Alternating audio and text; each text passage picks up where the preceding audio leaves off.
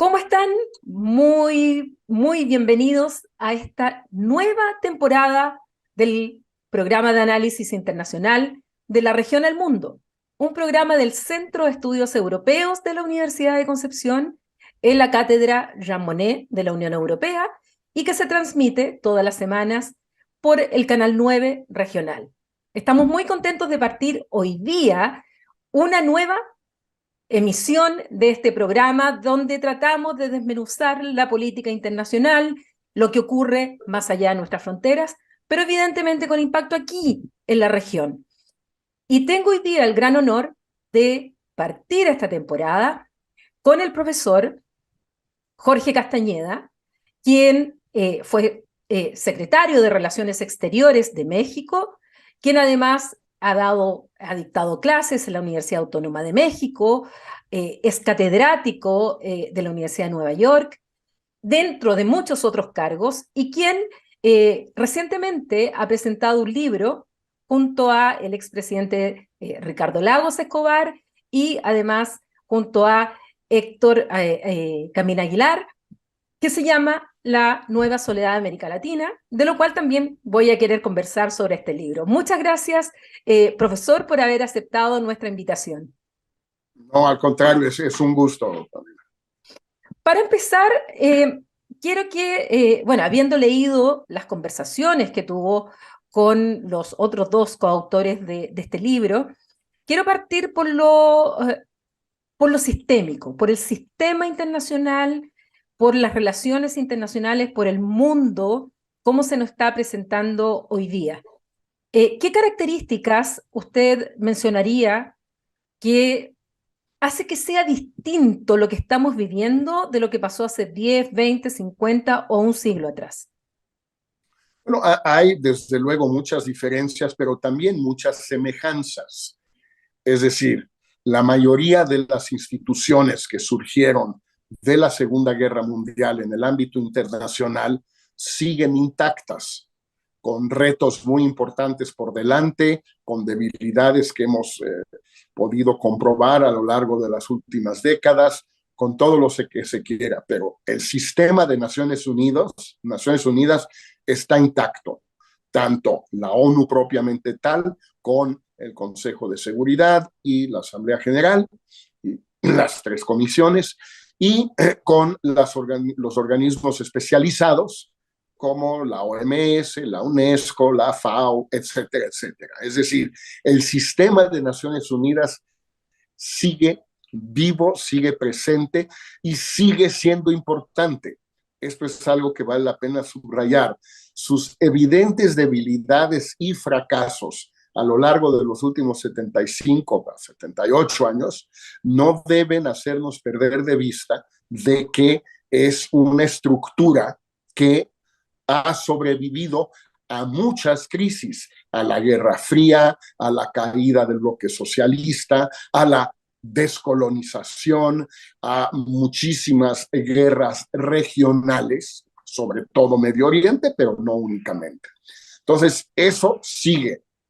Luego, las instituciones de Bretton Woods, el Fondo y el Banco Mundial, siguen y quizás son más importantes, más poderosas que nunca.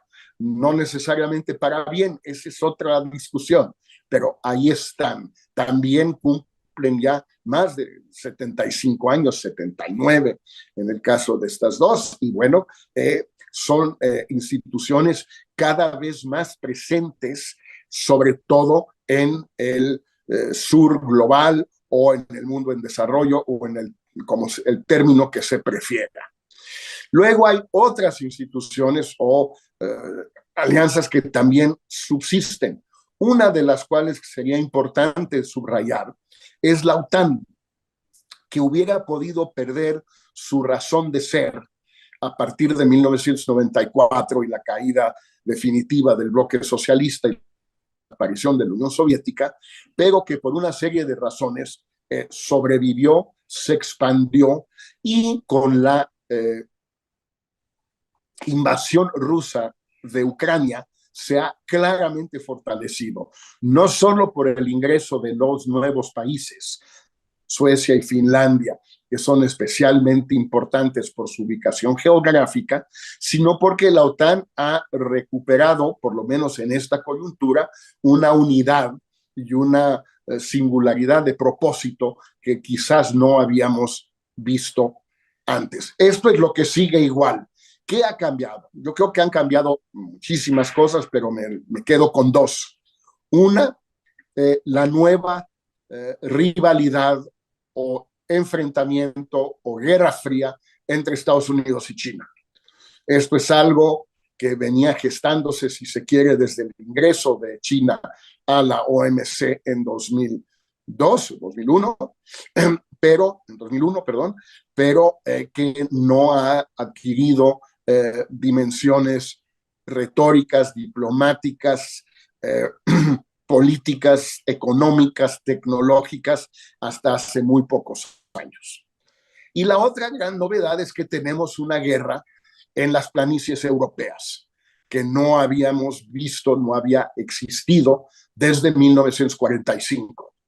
Cosa que se dice fácil, pero conviene recordar que si nos vamos hacia atrás, pues de 45 hubo la guerra, la Primera Guerra Mundial, luego la guerra entre franco-alemana de 1870, luego la guerra alemana pruso-austriaca de 1866, luego las guerras napoleónicas, etcétera, etcétera, etcétera. Es decir, 75 años sin guerra en las planicies europeas fue un acontecimiento muy importante. Eso llegó a su término. Hoy tenemos una guerra entre Ucrania y Rusia provocada por la invasión rusa y donde están participando directa o indirectamente pues muchas de las potencias mundiales. Entonces yo creo que ahí podemos tener un panorama rápido de qué sigue igual, pero también qué ha cambiado. En ese sentido, quiero quedarme en dos instituciones y en la actualidad, que ustedes obviamente en el libro no lo alcanzan a incorporar porque está pasando ahora, que es el Consejo de Seguridad de las Naciones Unidas, por un lado, y es la propia OTAN, frente a lo que es la guerra en Ucrania. Si nosotros pensamos que la invasión que parte hace casi un año, el 24 de febrero del año 2022 por parte de Rusia, Putin, su idea era una guerra rápida, una rendición, poner seguramente a un gobierno títere y por lo menos quedarse con 2/3 de territorio ucraniano y que esto fuera casi como lo que ocurrió en Crimea, donde si bien hubo algún tipo de sanciones y una reacción internacional, la verdad es que Putin casi lo tomó como, bueno, si en Crimea pasó esto y no pasó nada, podría hacerlo también en el resto de Ucrania. No fue así. Sabemos que la guerra ya va a cumplir un año y en el cual ha habido muchas bajas por parte de Rusia. Una China también que tiene un rol ahí bastante ambiguo, sin apoyar 100%, pero votando, absteniéndose junto con India en las resoluciones de la Asamblea General. Pero hay un tema en particular que, vinculado a esto, me interesa. Últimamente ha habido una decisión por parte de los países de la OTAN y de la Unión Europea de aumentar el rearme o aumentar las armas, la capacidad de respuesta de Ucrania. Y aquí hay varios países que han roto tabúes. O sea, estamos viendo como Francia, Alemania, sobre todo Alemania, el Reino Unido, Estados Unidos, Polonia. Hay varios países que están decidiendo enviar incluso armamento pesado. O sea, ya no es la ayuda inicial militar que le dieron a Ucrania. Hoy día han pasado una segunda etapa y nos estamos enfrentando a una potencia nuclear. ¿Cómo ve el escenario ahí, por lo tanto? Por un lado, el Consejo de Seguridad que se bloquea, la Asamblea General que dicta resoluciones contra Ucrania, donde lamentablemente la misma América Latina no vota igual, contra Rusia y la América Latina no vota igual, y esta forma en que se está armando de manera tan potente a Ucrania. ¿Cómo lee este escenario con todo lo que está pasando alrededor? Eh, eh, Desde varios puntos de vista, Paulina. En primer lugar, sí creo que el envío de armamento y de entrenamiento y de asistencia técnica y probablemente de personal encubierto Sí. por la OTAN a Ucrania no empezó con la guerra. Tampoco hay que ser ingenuos y tampoco eso justificaba la invasión. Pero me parece claro que la utilización tan inmediata y con tanta pericia por parte del ejército ucraniano de muchas de las armas, sobre todo de defensa antiaérea, antitanque, etcétera, en los primeros días de la guerra, quiere decir que disponían de ese armamento y habían sido entrenados para utilizarlo. Entonces, esto empezó antes.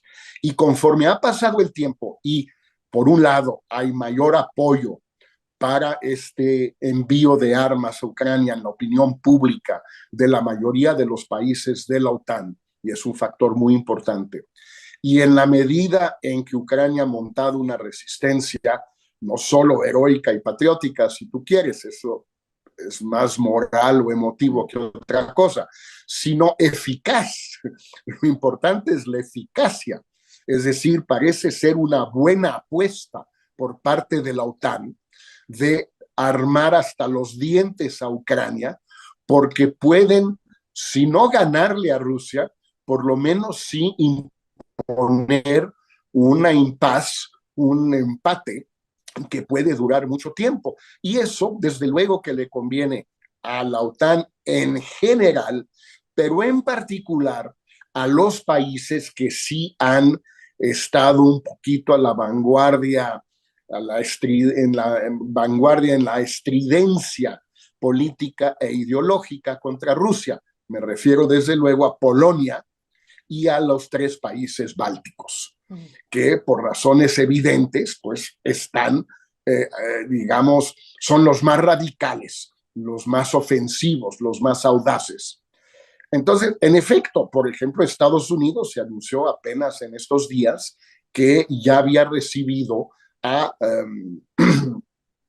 soldados ucranianos en territorio norteamericano para entrenarlos ahí a utilizar los misiles antiaéreos Patriot, que son los que ha utilizado Israel en Medio Oriente y desde luego Estados Unidos en muchos frentes, en Irak, en Afganistán, etcétera.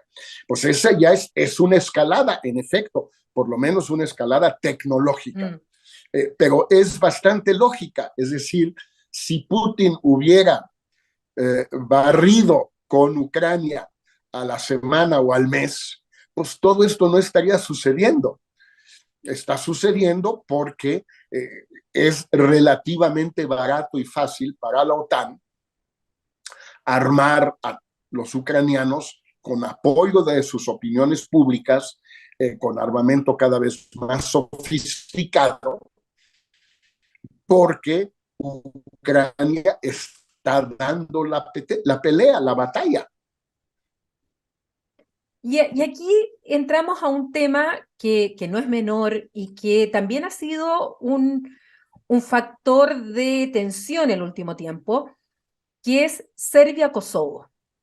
Serbia-Kosovo que en las últimas semanas, bueno, las tensiones, sabemos que la KFOR está ahí desde el año 2002, 2001, 2002, después de la intervención de la OTAN para proteger a la población albano-kosovar, pero que ha sido un lugar que es un polvorín, en el cual, si no fuera por la KFOR, seguramente estas diferencias étnicas habrían pasado mayores, y en el cual Belgrado llama a este estado de alerta general, al Estado Mayor lo ubica en la frontera con Kosovo, Kosovo por otro lado también, todo a raíz de un tema de las patentes o matrículas de los autos, pero sabemos que eso es solo el detonante de una tensión que está latente.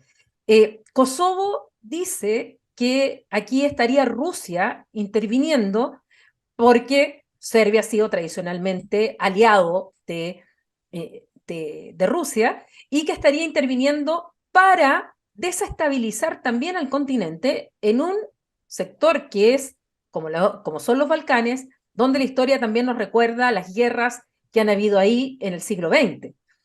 ¿De qué manera Rusia podría ir jugando justamente con estas tensiones para que, sobre todo los europeos, se vean complicados? Porque si hay guerra ahí, la crisis migratoria, las presiones, ¿quién va a recibir el primer impacto? No va a ser Estados Unidos, va a ser nuevamente Europa. Europa, que también, ya vamos a conversar, está en una situación compleja. Eh, ¿Cómo ve también ese tipo de maniobras? ¿Pudieran estar efectivamente los rusos alterando estos débiles equilibrios, como el caso de la frontera serbio-kosovar? Paulina, yo no conozco el detalle del tema Serbia-Kosovo, salvo lo que tú Mm. muy claramente expusiste, a saber que Serbia es un aliado tradicional, histórico de Moscú y que se podría prestar perfectamente a este tipo de maniobras.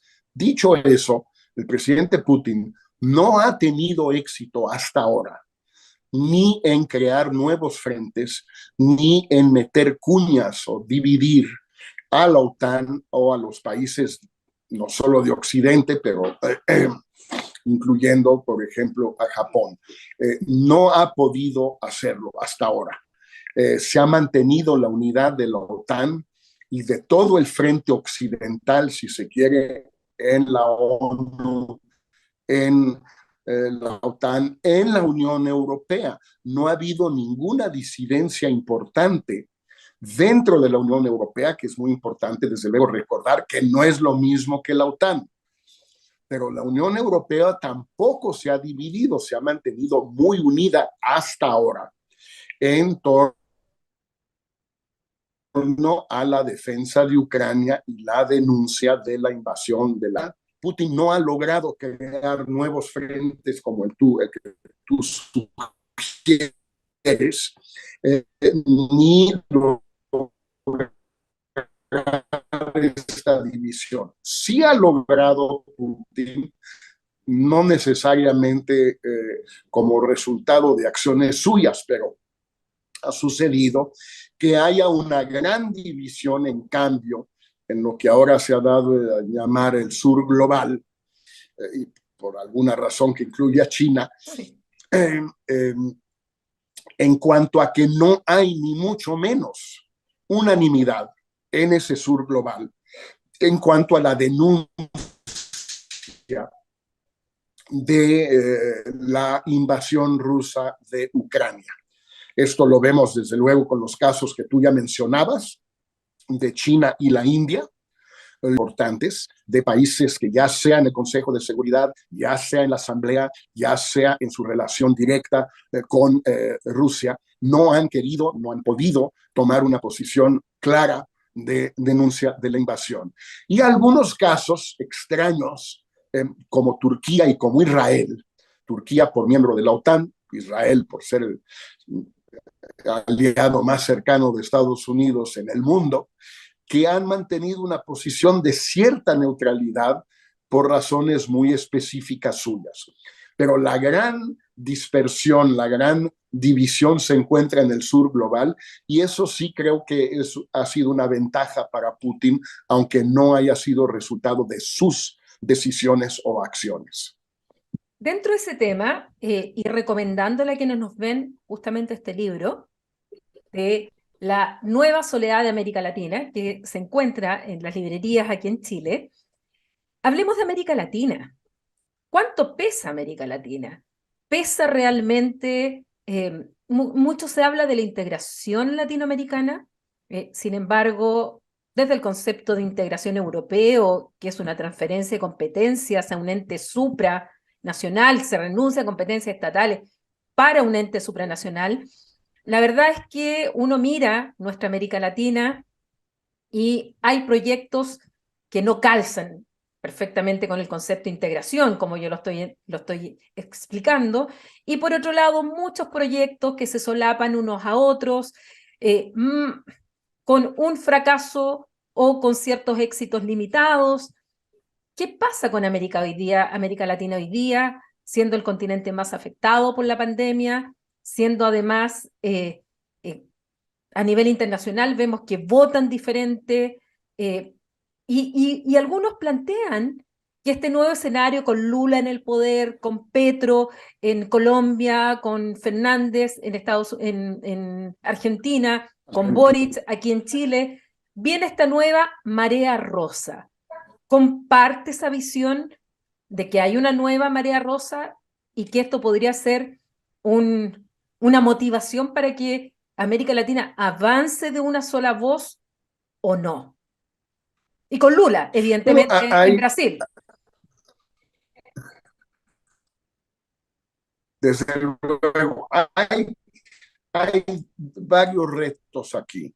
El primer reto es que, en efecto, América Latina, por su demografía, su economía, su ubicación geográfica, difícilmente puede incidir a nivel mundial si no puede acercar a una sola voz, es decir, que los países más grandes o más emblemáticos, Brasil, México, Argentina, Colombia y Chile, por ser en efecto un país icónico en América Latina, pues tengan una misma voz sobre los grandes temas del mundo. Esto se ha logrado en ocasiones y en otras no, pero a partir de la ideologización que hizo el presidente Hugo Chávez de Venezuela a principios de este siglo, de la política exterior o las relaciones internacionales dentro de América Latina, no solo ya no hay esa sola voz, sino que hay muchas voces. Y eso hace que cada voz en lo individual pues pese muy poco. Lo hemos visto justamente con el tema de Ucrania, tanto en el Consejo de Seguridad, donde, por ejemplo, este año, bueno, el año pasado más bien, donde México y Brasil fueron los dos miembros latinoamericanos no permanentes, votamos de manera distinta en las dos resoluciones sobre Ucrania. Los dos países, México votó a favor, denunciando la anexión y denunciando la invasión. Brasil la primera vez sí, la segunda vez se abstuvo. Y son los dos países más grandes. Si incluimos luego, por ejemplo, el caso de Argentina, que más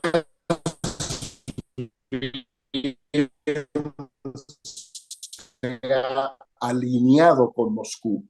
Chile, que desde la época del presidente Piñera, un mes o dos, y sobre todo con el presidente Boric, más bien ha sido muy crítico de la invasión rusa de Ucrania. Dos vecinos, Chile y Argentina, en teoría con dos gobiernos progresistas y sin embargo con una posición muy distinta frente al tema de Ucrania, que es uno de los temas, no es ni mucho menos el único. Entonces, yo creo que ahí hay un gran reto. Mucha gente piensa que con esta llamada segunda marea rosa, como tú lo señalabas, ya puede empezar a haber una única voz. Yo soy muy escéptico. Y en este libro que mostrabas, Paulina, el expresidente Lagos también es muy escéptico. Más que escéptico, él es francamente crítico. Está a disgusto con el término y con la idea. Bueno, mi impresión es que hay hay tal heterogeneidad entre los distintos gobiernos que se reclaman de la nueva marea rosa, que me parece que ya no estamos hablando de marea, sino de muchas olitas, no una marea. Tenemos las tres dictaduras, Cuba, Venezuela y Nicaragua, que por cierto, en la marea anterior, la de principios de siglo, solo estaba la dictadura castrista. Nicaragua y Venezuela, con muchísimos retos y problemas, no eran dictaduras en ese momento. Segundo, tenemos a gobiernos que podríamos llamar socialdemócratas o globalizados o democráticos o modernos, sin duda de izquierda o progresistas, pero de ese tipo. Por ejemplo, Boric, desde luego, en Chile, con todos los retos a los que se enfrenta. Probablemente Petro en Colombia, a pesar de cierta retórica setentera y a pesar de una también retórica anti-extractivista un poquito nihilista, pero en fin, probablemente también de Lula en Brasil. Yo creo que este gobierno de Lula se va a parecer mucho más al primer gobierno de Lula, 2003, que al segundo o que a los gobiernos de Dilma Rousseff. Y luego tenemos, quizás Luis Arce en Bolivia también pueda pertenecer a esta corriente socialdemócrata, por lo menos en sus políticas económicas y sociales, aunque está sucumbiendo cada vez más a tentaciones autoritarias. Lo estamos viendo en estos días. El caso de Perú, mejor ni mencionarlo porque es incomprensible. Y luego tenemos las izquierdas propiamente populistas, Argentina y México. Sin duda, una gran diferencia entre la primera marea rosa y la supuestamente segunda marea rosa es la presencia de México a través de Andrés Manuel López Obrador. Pero también es cierto que López Obrador se parece muy poco, por ejemplo, a alguien como Gabriel Boric, en su rechazo, el de a los matrimonios, las energías renovables, a cualquier tipo de defensa de los derechos humanos en México o en cualquier otro país del mundo. Es decir, es claramente un gobierno populista conservador en muchísimos aspectos. Por ejemplo, no quiso gastar un centavo para proteger a la economía mexicana y a la sociedad mexicana durante la pandemia. México es el país que menos gastó, con el menor déficit, durante el año y medio de la pandemia. López Obrador se vanagloria de ello, pero más bien podría criticar por ello. ¿Por qué todos los demás se equivocaron? Los latinoamericanos, los europeos, los norteamericanos, los japoneses, hasta los chinos. Todos se equivocaron y el único que tuvo razón fue López Obrador. Parece difícil de creer. Entonces, si vemos esta dispersión, si vemos esta heterogeneidad, yo creo que difícilmente podemos concluir, uno, que haya una marea, y dos, que esto le permita a América Latina hablar con una sola voz sobre los grandes temas internacionales. Sí, la verdad es que comparto absolutamente la visión. Y aquí no puedo dejar de preguntar más en profundidad sobre México. Hace algunos días, bueno, por un lado está la carta que se firmó por parte del gobierno de México con López Obrador, Gustavo Petro en Colombia, además de Luis Arce en Bolivia y en Argentina por Alberto Fernández, donde ellos declaran aún como presidente a Luis Castillo en Perú, e incluso invitaron al presidente Boric a firmar y el presidente Boric no quiso, y entraron derechamente en un conflicto con Perú. México además le otorga asilo a la familia de Castillo e incluso se lo ofrece a él. Siento que son parte de la Alianza del Pacífico, siento que ambos son parte del TPP-11, siento que hay una vinculación entre México y Perú y el resto de los países que es importante. Y por otro lado, acabamos de informarnos que el presidente López Obrador firma o hace unas declaraciones junto al presidente de los Estados Unidos y al primer ministro canadiense, donde dicen que van a trabajar por un mayor proteccionismo y al mismo tiempo por trabajar por una industrialización de esto que se le ha llamado las industrias críticas. Proteccionismo que justamente va contra lo que es el libre comercio, que es justamente la Alianza del Pacífico y que está fundamentado en esto. ¿Cómo ensamblar estas posturas de México dentro de América Latina y al mismo tiempo con su gran vecino a Estados Unidos y por otro lado también con Canadá. Bueno, lo primero, Paulina, es que hay que entender que el gobierno del presidente López Obrador se caracteriza sobre todo, tanto en lo interno como en lo externo, por una gran incoherencia y una gran incompetencia. Es el gobierno más incoherente e incompetente que hemos tenido en México en muchísimos años, y mira que hemos tenido muchos. La vara no se ubica muy alta. No hay mucha lógica en ninguna de estas cosas. El caso de Perú tiene que ver más por esta sensibilidad popular, mestiza con Pedro Castillo. No tiene que ver con un análisis de lo que estaba sucediendo en Perú, jurídico o político o regional. Lo primero que debió haber hecho López Obrador en este caso era hablar por teléfono con Boric y con Lula. ¿Por qué? Con Boric porque es país vecino de Perú y es un país afín a México, es un like-minded country que sabe mucho más Chile de Perú que nosotros. Hablar con ese, a ver, ¿tú cómo ves esto?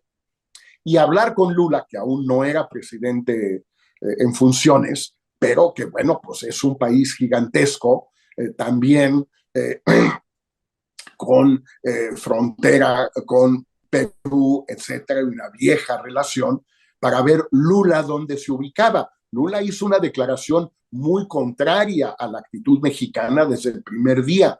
Cuando Lula afirma, no Bolsonaro, Lula dice que todo lo que se hizo en Perú con Castillo fue por la vía constitucional. Es decir, que lo que hizo el Congreso al destituir a Castillo y luego al detenerlo fue constitucional. Ahí no hay golpe. Pues puede decir que, bueno, fue ilegítimo, indebido, inmoral, todo lo que se quiera, pero Lula tuvo una posición muy distinta a la de México. Entonces, en efecto, es un poco incoherente la posición mexicana de apoyar a Castillo cuando otros países de América Latina que saben más y tienen mayores intereses en Perú no lo hacen. Y en segundo lugar, cuando México, pues de alguna manera, se termina tomado de la mano de países que tienen razones muy distintas que las de México para estar con Pedro Castillo. El tema del nearshoring o del retraimiento de América del Norte o el onshoring, si prefieres, es un tema que obviamente López Obrador no entiende bien. Y entonces le dice a los norteamericanos y a los canadienses, pero esto hay que extenderlo a todo el continente. Y los norteamericanos le dicen, a ver, espérate, para empezar, nosotros tenemos nuestras relaciones con los demás países de América del Sur y de Centroamérica y no pasamos por México en ello. Tenemos nuestros acuerdos de libre comercio con Chile, con Centroamérica, con República Dominicana. Entonces, no nos vengas tú como líder latinoamericano, no te necesitamos. Segundo, hay demasiada vinculación ya de los grandes exportadores de commodities de América del Sur con China para que tenga sentido un bloque de América del Norte de alguna manera anti-chino de Canadá, Estados Unidos y México. ¿Cómo le vamos a decir nosotros tres a ustedes los chilenos, júntense con nosotros contra China, cuando el principal socio comercial de Chile es China?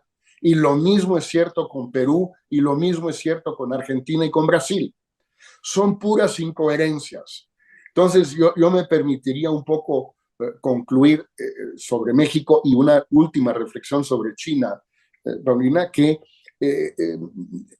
cada vez más vamos a ver una división de América Latina entre la cuenca del Caribe, como se le solía llamar hace mucho tiempo, es decir, de Panamá hacia el norte, y América del Sur. América del Sur cada vez más orientada hacia China, no solo en comercio exterior, sino en inversiones, y la cuenca del Caribe y México cada vez más orientados hacia Estados Unidos y Canadá, sin grandes contactos con China, y donde en esta configuración ideas como la de varios autores chilenos del llamado no alineamiento activo, Jorge Heine, Carlos Ominami, etcétera, pues es una idea muy interesante para América del Sur, difícilmente para Centroamérica, México y el Caribe.